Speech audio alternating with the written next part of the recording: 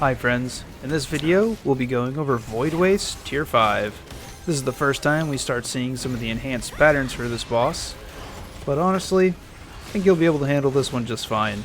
If you find this guide helpful, give it a thumbs up and subscribe. Let's jump in. Setup for the boss arena is actually relatively easy. I recommend putting one pin down on each of the 6 spikes sticking out of the ground. This isn't really necessary, but it will definitely help keeping your orientation during the boss fight. It can get kind of chaotic. There's only one main difference between Tier 5 and the lower tiers, so I'll do a quick refresher of all of his general mechanics, and then we'll jump into the one augmentation to his breath ability.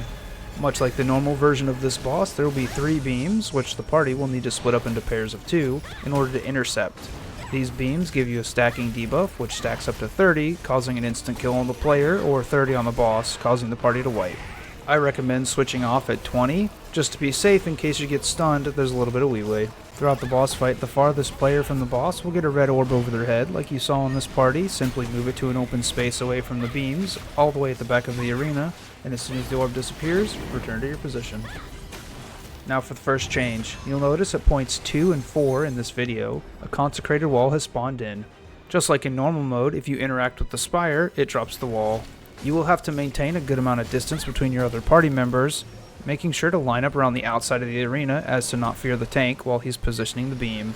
If you are the tank, there's 3 orbs this time, not 2. Simply aim the boss towards one of the orbs and rotate him so he hits all 3. This is not going to do a crazy amount of damage either, so a little bit of leeway on both the breath and the orb if you happen to miss one is definitely recoverable. You'll notice in this clip my tank gets stunned, it's a quick dispel, and he's back on his way.